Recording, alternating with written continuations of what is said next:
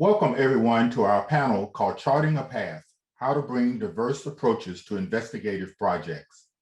I'm very pleased that we have participants joining us to engage in this critical topic from the campuses of American University and Morgan State University, as well as students and professionals from around the country, indeed around the world. I'm Sam Fullwood III. I'm a senior fellow and vice president of race and equity at the Center for American Progress. In a few short weeks, I'll begin my tenure as Dean of American University's School of Communication, and I can't wait. I'm so eager to get started that this discussion represents my first almost official duty as Dean. I've been a journalist for nearly 30 years, and I've also been on the front lines of public policy, including my work with the American Progress Leadership Institute to advance people of color in public policy. So I can assure you that this conversation we're having tonight is absolutely vital and critical to our democracy. We must ensure that our media reflect a diversity of ideas, approaches, and perceptions. We need to recruit and retain investigative reporters of color who bring to their jobs a broad range of skills, knowledge, and life experiences. We must create and sustain a pipeline of diverse journalists. That's why mentorship and resources are vital to this process. I'm thrilled that you are all here and look forward to engaging further in our important work, which for me begins tonight. I'd like to recognize our event's three co-sponsors. Morgan State University School of Global Journalism and Communication has a mission to give voice to a broader group of people who struggle to contribute to the public discourse. And from American University School of Communication, thank you to the Investigative Reporting Workshop and the Journalism Division for their commitment to this vital effort. The event is funded by the School of Communications Grant Initiative to confront racism in our fields. Our event begins with a panel discussion about bringing diverse approaches to investigative projects. At about 7 p.m., we'll move to smaller breakout sessions with mentors. And one final housekeeping chore.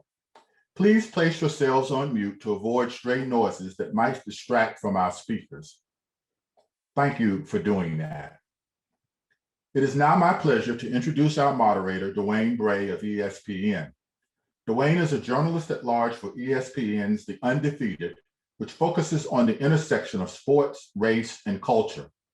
Previously, he was in charge of the investigative and enterprise production for ESPN, earning multiple Emmys and Peabodys. He also won the Edward R. Murrow Award for ESPN's coverage of human trafficking and the Alfred I. DuPont Award for an investigation of corruption in youth football. Bray's experience as a reporter and editor brought him to the Dallas Morning News, the Los Angeles Times, and the Dayton Daily News, where he was nominated for a Pulitzer Prize 3 times. Thank you, Dwayne, for moderating tonight's discussion. A Washington Post reporter whose career I follow from the sports beat to the news beat. His name is Robert Klimko.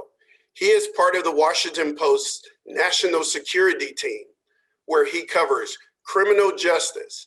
And he also focuses on the beat of policing and the broader justice system. He is covering the campaign for justice reform in America. So we welcome Robert as well.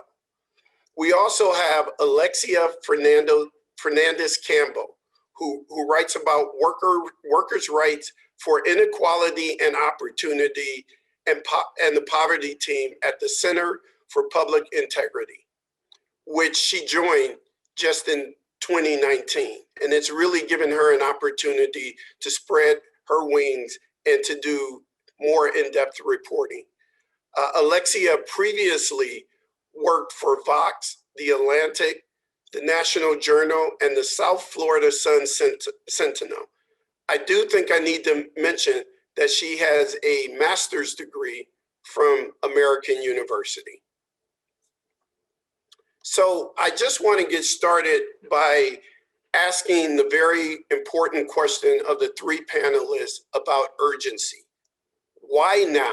Why is it important today right now in 2021 for the investigative reporting community in America to have reporters of color covering the investigative beat? And I want to start that with Dorothy. Dwayne, to your point of wanting to be an investigative journalist for a very long time and not, really having the opportunity or taking some time to have the opportunity. The answer to that is because, we are needed. I think it's important to have journalists of color who are investigative journalists, just because we bring a different kind of voice to the story, because we are a part of the African-American community. Therefore, the stories that we get, the tips that we get are going to be important, and perhaps are not tips that others are going to get. But, more importantly, to the now, I mean, just look at the world that we're in, look at what's going on, look at the fact, the pandemic and the disproportionate rise of African Americans who contracted COVID, George Floyd, the white supremacy, racial reckoning. We need to be here to bring perspective to those stories. Robert or Alexia, you want to weigh in on the question of urgency and why now? Sure, I can say something. Honestly, this conversation should have happened like a really long time ago. I just don't know that newsrooms are really aware of the issues that journalists of color deal with. And just, there's a lot of focus on, getting diversity in the newsroom, but not really listening to reporters of color and really putting them in positions to be investigative journalists. So I think that newsroom now are seeing that it's more than just bringing in reporters, it's elevating them, it's getting them to do more in-depth reporting. So I think that it's a conversation that's long overdue. Robert, talk a little bit about your path to where you're at now today, and how you've gotten to do some of the important work that you've done. Yeah, I was just going to draw a parallel between, what we're talking about, the urgency of this moment in journalism, and this urgency that I've felt here in the last few years. I started my career as a sports reporter. I covered high school sports in PG County for the PG County Gazette, and went to USA Today, covered the NFL, went to Sports Illustrated and covered the NFL. And I think personally, 2016 was a big turning point for me in the way that I consumed news, because I was so taken aback at how much of a role racial grievance politics played in the rise of Donald Trump and in the policies that shaped that administration. And I think, as a new generation of journalists comes to terms with the impact and standing of racial politics in our country, it's important that, we approach these stories, with Black voices in the newsroom, so that, people who, as Dorothy mentioned, people who have different sources and different perspectives and different backgrounds can all contribute to the conversation, and we can put out a product that appeals to more people and educates more people about our experience. That's what drew me to writing about news. That's what drew me away from sports. And I think that's what's going to keep me here. So I did reach out to IRE, investigative reporters and editors, because I wanted to get a sense of where are we now with investigative reporters of color. Now, according to IRE and their membership, in I think it was 3 years ago, they had 13% people of color as their membership, and their latest stats show that 22% of their membership include people of color. Now, not everybody participates in those surveys. Those numbers might be high or they might be a little low. But I want to ask the panelists, and I'll go back to Dorothy first. Where do you think we are now? Just sort of set the stage for this discussion. Where do you think we are in terms of investigative reporters of color? Do we have enough? Do we need more? Just talk about that a little bit. Oh, we are terribly underrepresented. I mean, you know, I don't know what the numbers are, but let's just look at the city of Chicago. You know, we're talking the third largest market in the city of Chicago, in this country rather. On air, television, I can tell you, I think I am I may be the only one of African-American. I don't think we have on air, I don't think we have any Latinos. I can't think of any Asians. I think there may be one other Black woman who started maybe a few months ago at the ABC affiliate. Hear my struggle trying to count. So what does that tell you? That's television. In terms of the print side of it, in Chicago, I can maybe think of two, and that's probably being generous. On the digital side, I'm not as familiar with, but the bottom line is that the numbers are scarce. And I think, you know, the issue is that it has been a kind of, it's been an elite unit, you know, for so many years. And it has just been this assumption that when you talk about investigations, that means predominantly white men are doing that job. You know, so we have not really had those opportunities.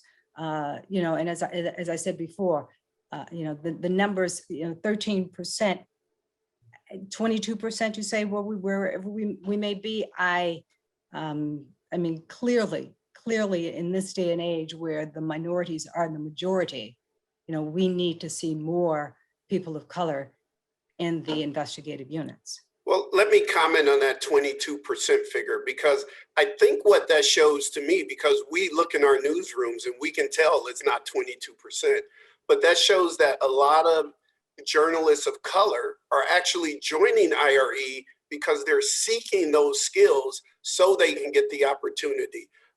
Alexia, did you want to address that question?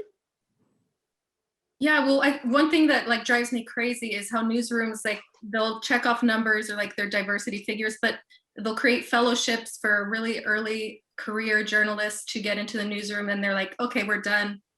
We have people of color in the newsroom. But when you, like Dorothy said, when you look at the investigative teams, like there's hardly anyone of color in those teams. And it's because I just feel like managers do not want to promote or not interested or just not paying attention and make no effort to actually like work with journalists of color to get into those roles. And just to add to that, I think that you see a burnout factor among career journalists of color and a lot of publications. I mean, I can think of several places I've been in the last year where, you know, there's been an incident of racial reckoning, and there was a conflict between the Black journalists at the local paper and management in terms of the way that they were allowed or not being allowed to cover the issue. So, you know, it is investigative teams are elite groups, and it's not just that Black people and journalists of color aren't being promoted, but a lot of Black journalists and journalists of color are burning out because they don't feel like there is that opportunity to have their voices heard and you know, contribute within their organizations. So I want to talk to Alexia here, and I want her to answer this question, because when I talked about your resume earlier, you've had, you know, 4 or 5 different stops.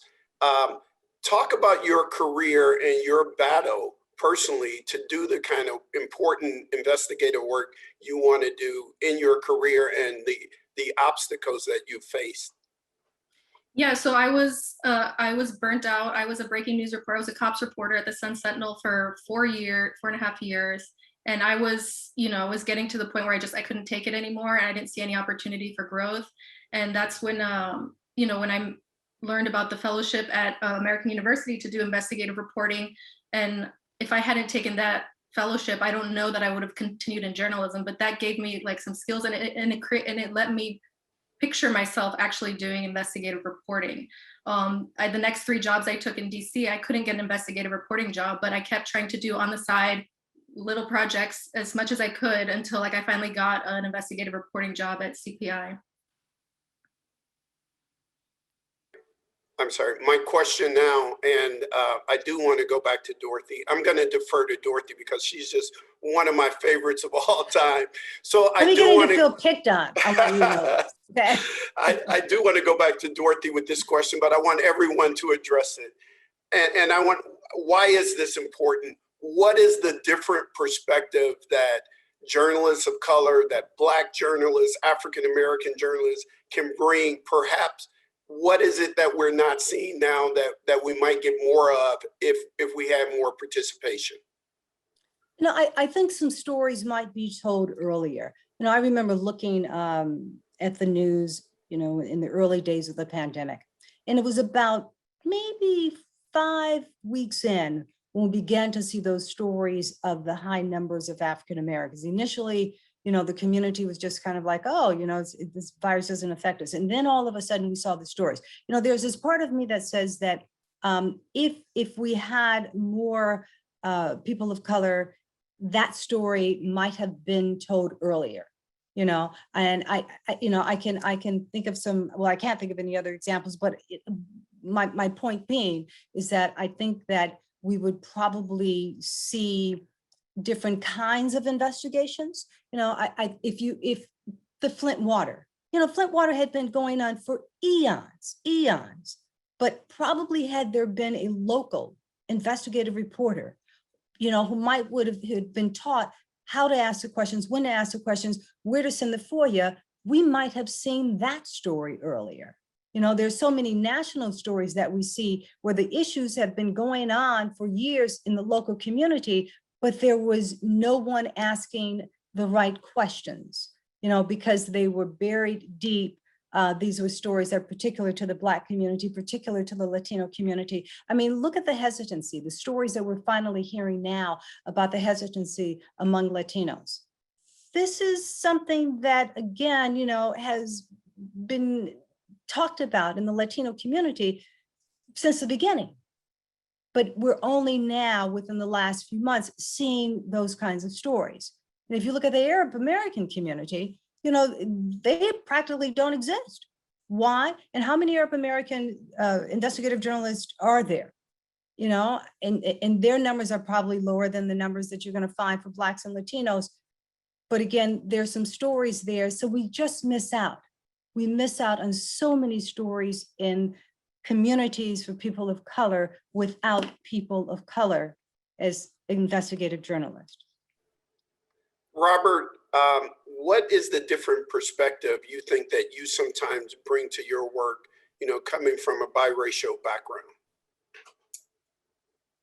You know, I think we all get the talk as kids that, you know, you may think of yourself as half white or half Black, but more often than not, the decision makers in the world are going to think of you as a Black man. You know, the people that are going to have an impact on, particularly a negative and potentially negative impact on your life. So I do think of myself as a Black man, but I grew up in a very diverse place. I grew up in Silver Spring, Maryland. You know, I went to Blake High School where it was 50% Black, 50% white. And we had all of these conversations about race as kids and in journalism class, actually. And I think that you begin to appreciate both sides of the coin, and you begin to understand why one side doesn't necessarily understand the other. I don't know that it helps me relate any better. I hope it does. But, you know, I do think of myself as a Black journalist more than a white one. And, you know, that began more than a mixed one. And that began when I was covering the NFL and I was talking to African-American coaches about hiring disparities between Black and white coaches. And it was difficult to get these guys on the phone. And I finally got one on the phone. I was 24 years old. And I was like, hey, why is it that it's hard to get guys to talk candidly about this? And this coach told me, well, we'd rather have a white reporter write about it, because often when Black reporters write about it who aren't prominent, it just looks like, you know, somebody else whining. another black guy whining about black coaches not getting hired. So they'd rather have Mike Sando over at ESPN write it because he's a white guy, right? And so, you know, from then, from at a very early stage, I began to think of myself as a black journalist because that's how the world was perceiving me. Right. I want to move. I know we have a lot of students watching, so I want to ask some questions that might benefit them if they want to pursue this line of work. And I'll start with Alexia. What are the skills you think that young journalists, whether they're students or, you know, first 5-10 years out of college working in the newsroom, whether it's CAR, FOIA, or what are the skills that they should really be after at this point? I would say that learning data skills has been one of like the biggest things that has helped me. Just being able to find stories and data that no one else is looking at. So like I've taken a lot of trainings from IRE, and like I'm learning to code. I've learned SQL. Learned how to, you know, analyze spreadsheets. And I would say that has been the most, because there just aren't that many daily reporters who are looking at spreadsheets and thinking, oh, I'm going to find a story there. But I found many that way. And I would say that's one of the biggest skills that have helped me. I would definitely FOIA, learning how to request public records, because many times you're going to get that data through public records. So like you said, the FOIA and the data to me are the skills that are really they're missing in the newsroom a lot, you know, because people are so focused on the daily, their daily news, the daily deadlines, that you really have to force yourself to be like, okay, I'm going to make this records request and I'm going to pursue this story, and then just bit by bit start making progress on that. Even if you're not an investigative reporter, like having those kind of deadlines for yourself so that you can get a story done. But learning those car skills can be intimidating. Yeah. How do you address that, and how would a young person learn car skills? Yeah, so it's actually, they're like, for example, IRE, they have a lot of training for journalists, and they have fellowships. So I've gotten 2 fellowships for journalists of color. One was to learn the data boot camp, and another to learn R. It is very intimidating, and there were moments where I was like, I'm never going to understand this. But then I see other people who are just like me in the situation, and they're getting it, and I was like, okay, so it can't be that hard. And you know, I just ask questions, and I'm not afraid of sounding dumb, and I just keep asking questions. So it is intimidating, but it's very important. Dorothy or Robert, you want to comment on the skills that young journalists should be looking to achieve? Yeah, I think the skill to be an investigative journalist is the same skill to be at the core for any journalist. It just elevates you, I think. And that is to learn how to listen. You know, I mean, you know, once as that person is speaking to you, to really just kind of zone in on what they're saying so that you can follow up with that bit of information, you know, and it's important. That's one thing. The other thing is to read everything, you know, that when you get the documents and there are 100 pages and the last thing you want to do is read 99 of them, you know, find the time to do that, because that's when you're really going to find that nuance of the story, that little piece of the story that you need to bring, you know, and make it better. So I would say that. Robert, let me ask you this question, and you can answer that first, but the question is, what makes a good, I hate the term investigative reporter. I learned back when, you know, back in the 80s when I was a college student, that if you're a good reporter, you're a good reporter, and investigative reporting is redundant. All reporting is reporting, it's not stenography. So I want you to piggyback on what Dorothy is saying, but also tell us what makes a good reporter or investigative reporter. Well, you know, I think the previous question and this question are kind of one and the same. I'll talk about the same thing. I went to Kenosha, and I spent about 2 weeks there, and I was kind of picking away at a story about exactly what happened in the lives of the 3 victims, the shooting victims on that, I think it was the second or third night of protests where 3 people were shot by Kyle Rittenhouse. And I was sort of picking away at that story and really hadn't made much progress. And they sent in Greg Jaffe, who's a Pulitzer Prize winning reporter on our staff, to co-byline it with me. And just watching Greg work, I saw the lengths to which he was able to go to get people to talk to him without being overbearing, without being stalkerish. Sending that Facebook message, sending that email, and then when that doesn't work, making the phone call. And then when that doesn't work, going to their house and writing a handwritten letter and putting the envelope under their windshield wiper. And I think that what that experience showed me, and it was something that I already felt and already knew, but I needed to learn it a little bit more, was that I needed to get over any sort of awkwardness, and that our main obligation is to the truth and telling as full of truth as we can in the time constraints. And the only way to do that is to make people a little bit uncomfortable as we're trying to get them to talk to us, and to make them understand that, it is worth telling us that story, because we are going to treat it seriously and we are going to give it the appropriate amount of attention.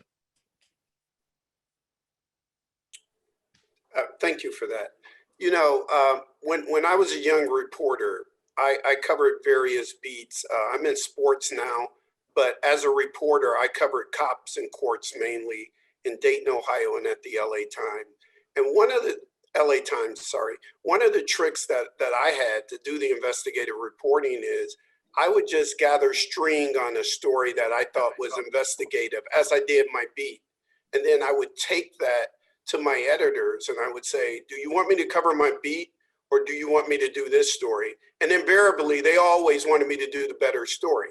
So I give you that prelude to ask this question: how can young reporters do investigative reporting when they don't have the investigative job or they don't have the investigative title? Let's go back to Robert first on that, but I'd like everybody to weigh in on how you can do the job, the investigative reporting job, without the title. Yeah, I think the ideas are king. If you're covering your beat and you have a slam dunk idea, at most organizations, they're going to let you chase that down. But you don't hear about a story that might flesh out and then run to your editor and say, hey, I really want to write this thing. I really want to look into this. And then just expect them to kind of allow you to walk away from your beat for a little bit and concentrate on this thing. I think you have to have that story more fleshed out. You have to have something that's really concrete, to where the editor can say, all right, I really believe that in 3 days, this reporter, or 4 days or 5 days or whatever it's going to take, this reporter can turn this around and really do something special with it. So I think if you're a beat writer, you just don't bring your editor anything half-baked if it's a big idea. I think follow-up is important.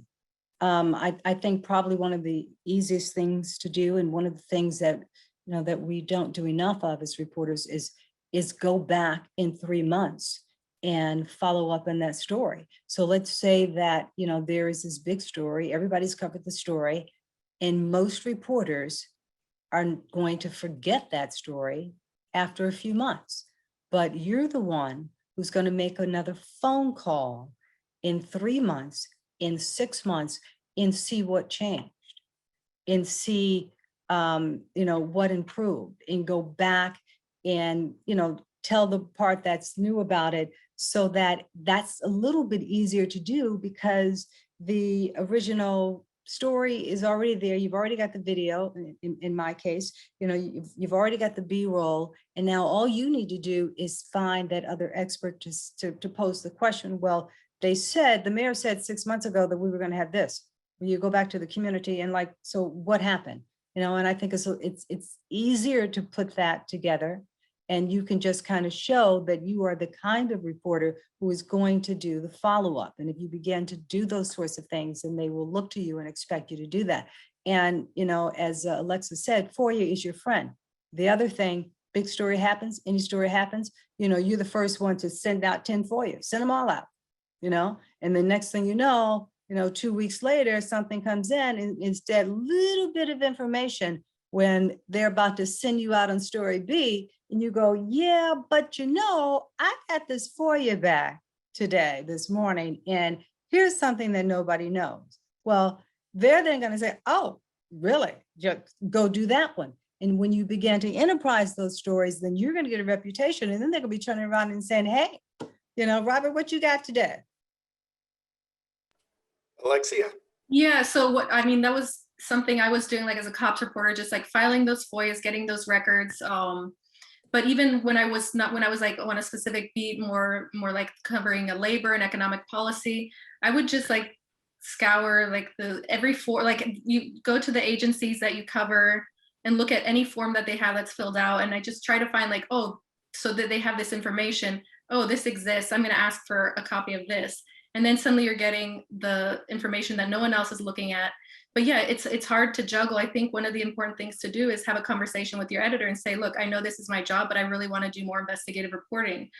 Make it part of your performance evaluation. Say, this is what I want to do. And you know, if you have a good editor who actually wants you to stick around and see you grow, then they'll try to work with you on that. And yeah, you had, like Robert said, you can't show up with like a half-baked plan. You have to have like a pitch that you've done enough reporting and research, even talk to people. I always tell like people that I mentor, like do at least 3 or 4 interviews before you even pitch a story to make sure it's a story, and do, you know, research and file some FOIAs. So it's not easy, but I definitely think having that conversation helps.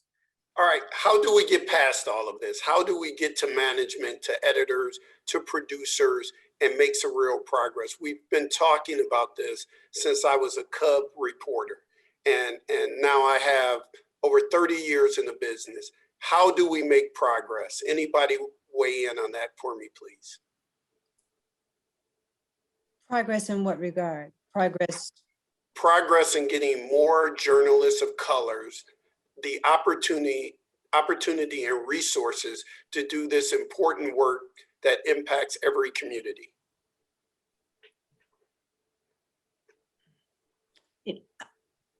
I think it has to be more of what we are seeing today. You know, I think what we're seeing is because of the kind of racial reckoning that we're seeing in the newsrooms, and we're having discussions with managers about hiring more managers. You know, we need to have more of a discussion about the culture, you know, about the need to put more journalists of color in the investigative units, in the political units, in those other elite units. You know, there has to be a constant pressure on the managers to, you know, make them recognize the importance of having those diverse voices and how that translates into better coverage and broader coverage, and consequently the bottom line economically.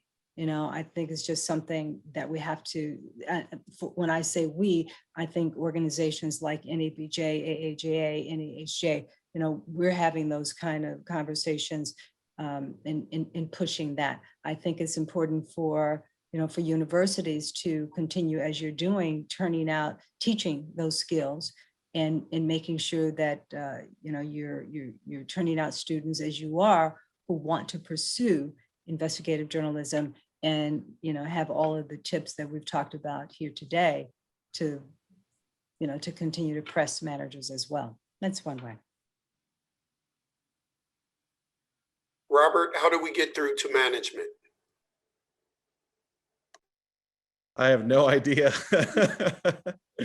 You know, I just think about, and this isn't exactly an answer to your question in terms of hiring more journalists of color in these elite investigative roles, but I think about the barrier for entry that existed, you know, as I was trying to break into the industry. You know, the only people that turned their internships into the jobs were the people that could afford to not have a real job, and could afford to, you know, spend the extra hour or 2 hours or 3 hours each day at the internship. And, you know, those things, those experiences add up. And I think more often than not, people of color from different socioeconomic backgrounds can't do that work. And I think that, you know, any sort of program that makes it possible for people of color to put as much effort and time into their internships as I was able to, as somebody who didn't need to work to support myself in college, is going to go a long way.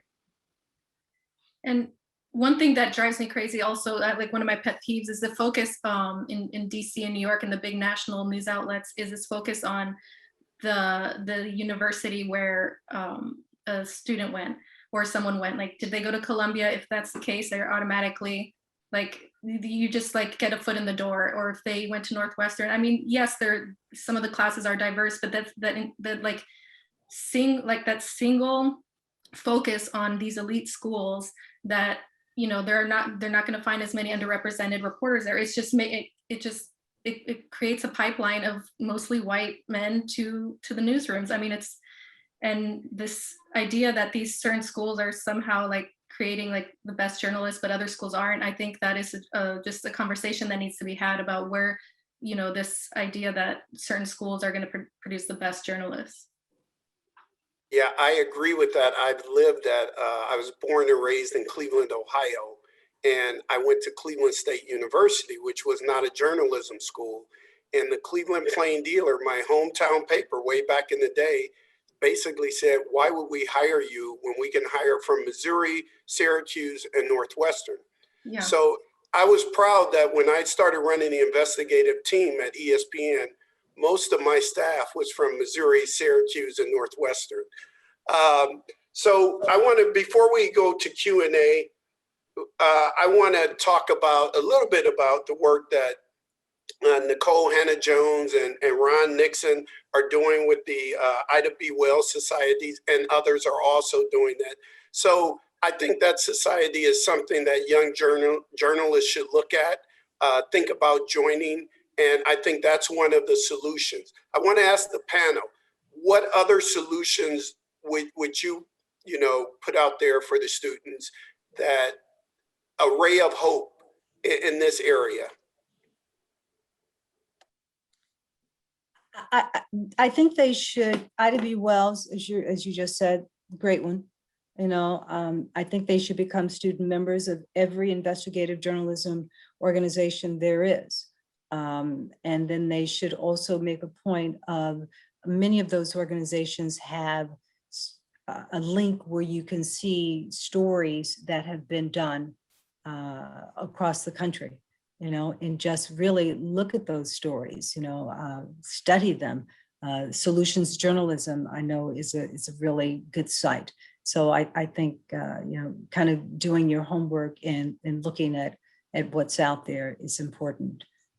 And I think it's easier. I think it will be easier for students. I think the good news is that they are coming up at a time of racial reckoning, of when, you know, I think more managers are open to the idea and realize that they're getting the pressure. So it's just important for them to go in and saying from the beginning, this is what I want to do, and finding that mentor at that new job, and in asking them to take a look at your work, find that veteran who's been at the station for a long time, and ask them for advice. That's that will help. Yeah, the mentorship really is key. Is finding someone, like if you're a Black or Latino journalist, find someone Latino or Black whose work you admire and you really want to work with, and it just creates, you begin to see that it is possible that you could be in the same position at some point, and it gives you that confidence. So definitely making those connections is important. All right, well, let's go into some Q&A and see what people want to ask this group. I thought the Q&A was going to be in the chat, so how are we doing the Q&A? Yes, if folks want to put their questions in the chat, that would be great. And I do see one in there from Emily. Do you want us to ask you, Dwayne? Let's see, I'm on the chat now. Let's see if I can, Emily. The first question is, what would you say to students who feel they are great at investigating, reading, etc., but often struggle with articulating their findings and the story? Any other panelists, you can jump on that question. which I can repeat it. What would you say to students who feel they are great at investigating, reading, etc., but often struggle with articulating their findings, the story? You sometimes have to ask yourself the question, you know, when you're deciding, when you're thinking about the story, you know, it's kind of like when I interview somebody. I walk away and I say to myself, what quote do I remember? What stands out?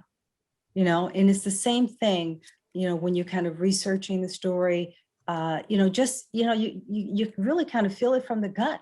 You know, what makes me say, wow? You know, what am I sending out here that's new? What hasn't been told before? You know, it's like a movie, you know, and every 15 minutes something explodes. So when you hit, you know, you want to look at and see what is it about that story. You've gathered all these facts, and you yourself, you're reading this and you go, what? Yeah. And then you know, you see that next piece of information and, you know, you find yourself going, wait a minute, you know, and you take that and you say, this is what's important about this story. This is the headline of this story. This is why people will care about this story. And that will kind of help you shape that. And I would add, yeah, that finding out the harm that was done, who harmed who, and just make it as simple as possible. Like, I know that sometimes these investigations get out of hand and there's so many findings, but it's just like, what injustice was committed by who against whom, and who is the person that was harmed. So I think if you can just like write it down and articulate that, that'll help frame the rest of the story. I would also say real quickly that, you know, I think sometimes the best investigative reporters are not the best writers. So I would work on the writing. I think, you know, investigative reporting is certainly needed and we need way more of it. But I think you also need to look at your characters and telling the stories in a way that people find it accessible. So work on that writing as well as work on your reporting. Go ahead, Robert. Well, I was just going to say that you know, often my favorite investigative stories that tackle a big trend or a big problem begin by zooming in on one case and one person or one family that exemplify that issue. And then I think that's an easy access point for readers, and then you can kind of zoom out and give people the big picture. I think it becomes really difficult and cumbersome to tackle when you don't find and identify and develop those characters. I'm not here to promote my own work, but I dropped a 19,000 word story, last week before last, on the recording artist Anderson Paak. And it's a profile, but there's a lot of investigative elements in it. You can Google and find that story. But I spent a year on that story, and I had thousands and thousands and thousands of documents from FOIAs and everything else. And it was really hard to write because there were so many layers to it. But I eventually was able to find a lead to the story by just focusing on one little tiny aspect of the story that I felt had universal resonance to the story. I'm going to go ahead. Okay, so the next question is, how do you feel about navigating multiple platforms and how investigations are presented? Someone want to handle that one? What was the question again? Okay, the question was, how do you feel about navigating multiple platforms and how investigations are presented? I feel like nowadays there's always the pressure, depending on who's publishing your work. Like, should you get just always record what your interviews, because you never know if, like, there's podcasting. Like, I know at CPI we've been working on podcasts, and then some of our partners like Univision, they wonder if we have video. So if you can learn to do it all and then try to like get something, then you can expand your platform, because then you're not just writing. But it is hard you should be good at one thing and focus on that, but it doesn't hurt to like have other skills like audio or video skills. What's your advice for freelancers who are trying to get an investigative story off the ground, but don't have a newsroom who will publish that story yet? What should they do first? How do we find an editor to take that story? Anybody has had any experience with freelance work?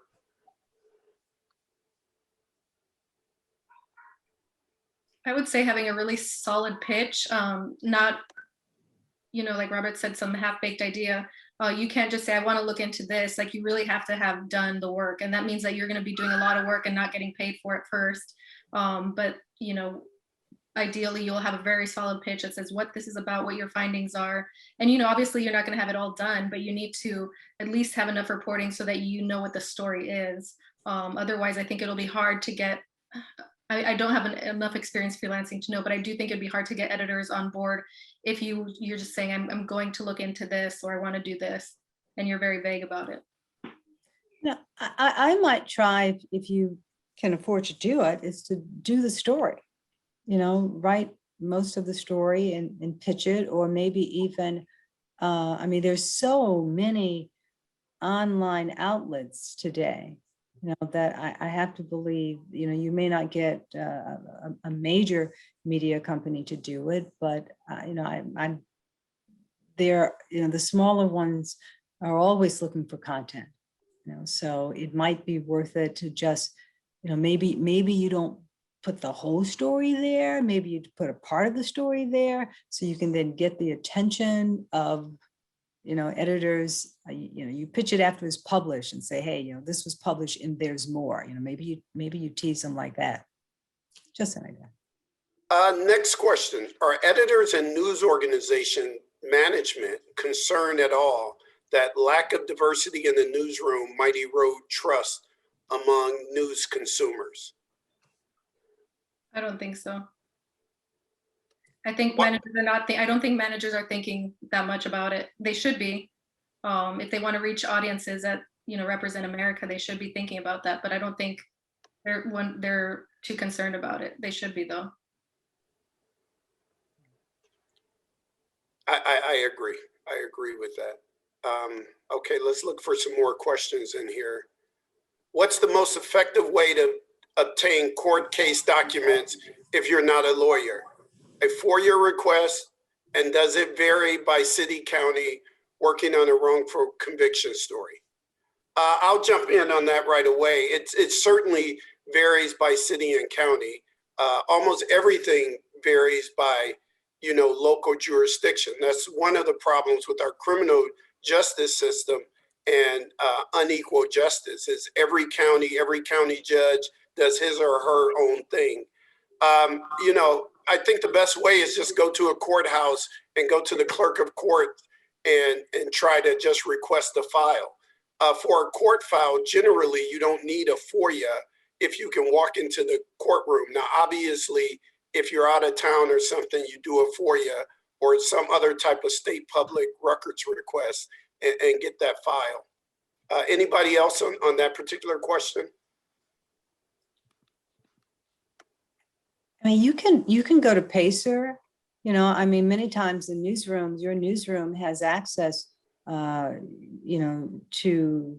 the courts, and you do the research and you find the cases, and then you physically, for us anyway, and then we have to physically go to the courthouse to pull them. But, we're able to find much of that online and then walk over there. So,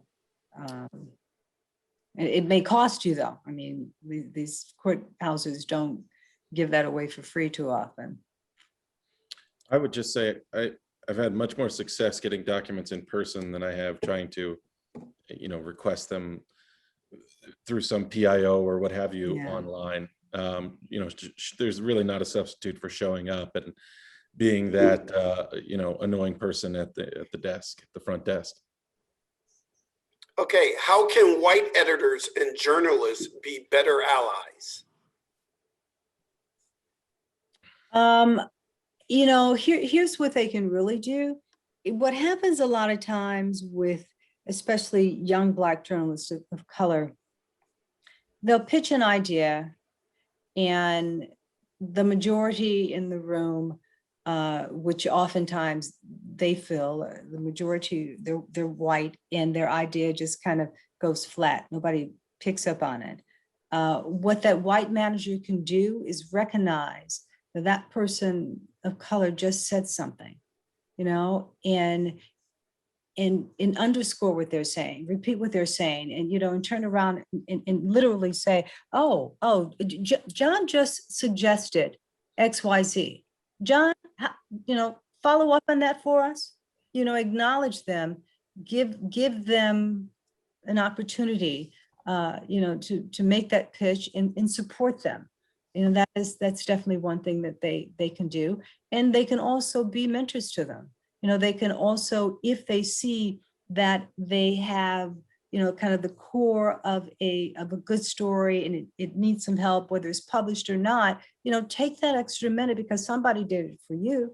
You know, take that extra minute and pull them aside and say, hey, you know, you could have done this different. You could have done that. You could have changed this, you know, and help them work through, you know, some of the things that they need to be better journalists. And if they pitch something, if they pitch an idea and, you know, maybe it's not completely fleshed out, it's got 50% of what it needs, you know, see if you can give them a chance every now and then to go and do that story, you know, and encourage them. I'm also going to say that most editors that I've come across, if I take a risk and write something up, write a pitch or a proposal, they are looking to help me, white, black, or turquoise. So I think it's also incumbent upon the young journalist or the journalist who wants to do investigative reporting to be willing to take a risk and put yourself out there. And I think being more open-minded about what, and kind of this kind of follows up on what Dorothy said, is that being more open-minded about what is a story, what is an investigative story.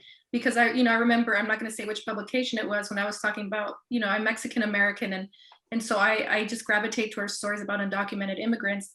You know, that's not the readership of this publication, and there's kind of this like condescending, in this particular case, about stories about injustices against undocumented immigrants. So just like being more open-minded to stories that maybe a white reporter might not pitch, but maybe a Latino reporter, a black reporter would pitch, then maybe it's looking at structural racism. It's not the traditional investigative reporting, the traditional investigative story, but it is a story that involves investigative skills.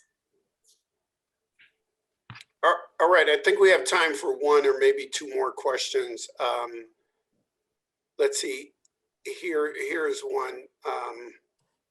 What's a question you always want to get answered as you're reporting a story? So when you're doing an investigative story, what's the question you always want to get answered?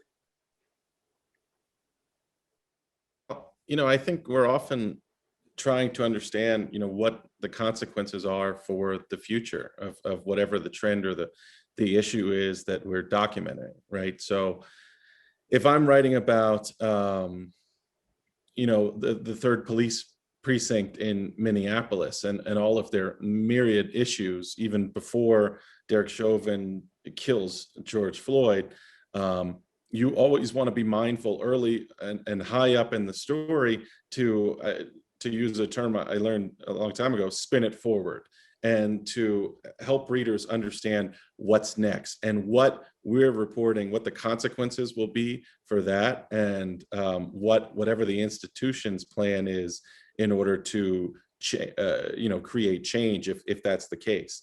So I think I'm constantly, as I'm reporting, asking myself, what's next, as opposed to, you know, only looking backwards. I think making sure that in that story you are, you know, you're offering some kind of solution. You know, if you're doing a story on evictions, you know, and all the troubles that are going on in your city about evictions and how difficult it is for people to stay in their homes. Well, where else in the country are they doing it the right way? Where is it better? You know, so that, and it's very easy to do. Whatever story you're working on, you know, you ask yourself the question, okay, here's the problem here. This is how this municipality here is addressing it. Is there somewhere else where they've had the same problem and they've come up with a solution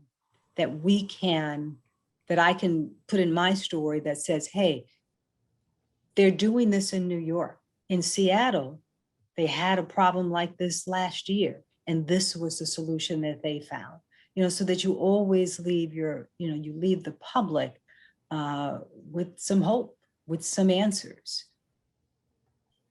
One of the things I learned very early on in my career is this cliche that, and I always try to live by that, and that is I zig when everybody else is zagging.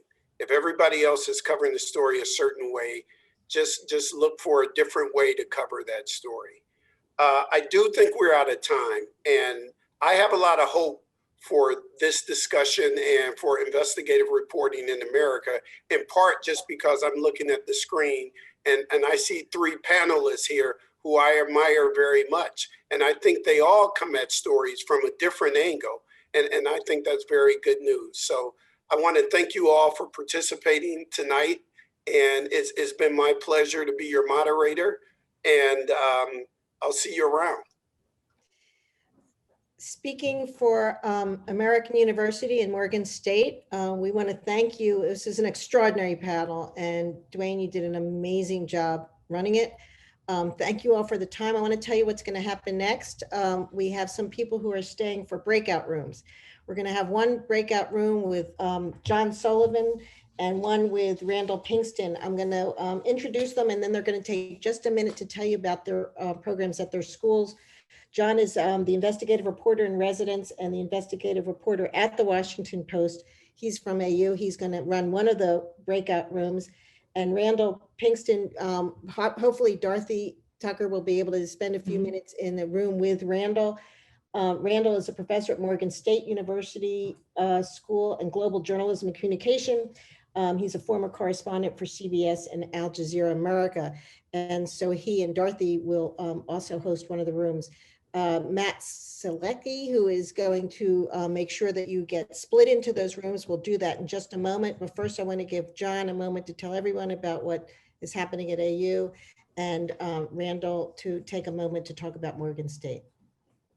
Yeah, thanks, Amy. Thanks for to our panelists. I thought that was great. I just want to mention that the Washington Post has a practicum with American University where graduate students can spend a year working in the newsroom on the investigative team of the Post. This is a great opportunity for students to come in and work side by side with the top investigative reporters in the country on important stories. The big story on fatal police shootings that the Post did 5 or 6 years ago that won the Pulitzer, an AU student had a byline in that series. AU students have done a lot of the research on a lot of big stories about issues about equality and racial justice. And in fact, Alexia Campbell was one of my first students. She did a lot of great work at the Post, had her own byline series in the Post when she was there. And also IRW has great opportunities, Investigative Reporting Workshop. Chuck and Lynn are on here. We have fellowships for graduate school. We have summer fellowships, and these are opportunities that give you a chance to work on big stories. And those fellowships also can spend time at the Post. So I just want to encourage everybody to apply and spend a year with me at the Washington Post working on big stories. That's fantastic. Randall, any thoughts about your university and what you guys are up to? You bet. And I would also like for my assistant dean, Jackie Jones, to join me as I share with you a few factoids about Morgan State School of Global Journalism and Communication. As most of you may know, it's a relatively new School of Journalism and Communication, but has already managed to establish a number of very important collaborations with, among other programs and schools, North Carolina A&T, Bloomberg, recently NBC Universal announced a partnership with Morgan State to provide some hands-on instruction for our students. There has been a wonderful collaboration with the Undefeated a few years ago. Dean Jones can probably tell you more about that than I can. It was before my time there. And students get internships, and we are working on an international collaboration with the university in Ghana. Our dean, Dwayne Wickham, has made several trips with students to Cuba, to Europe, to give our students some global exposure, some sense of something outside the boundaries of the continental United States.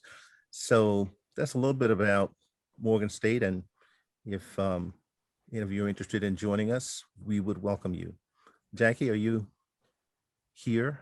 Yeah, I'm here. I think you pretty much covered the waterfront. You know, we've doing some things with the Wall Street Journal and the Atlantic magazine, and we've got cohorts where we work with pitching stories,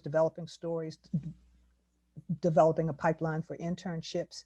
And we welcome any and all partners. We do a lot of partners with other schools. I'm so happy that Amy called and asked us to be a part of this. We also do some things with Penn State and West Virginia University and Brigham Young. So if somebody calls me and says they're interested in partnering with us or trying to do a project, I'm all ears and I'll hold you to it.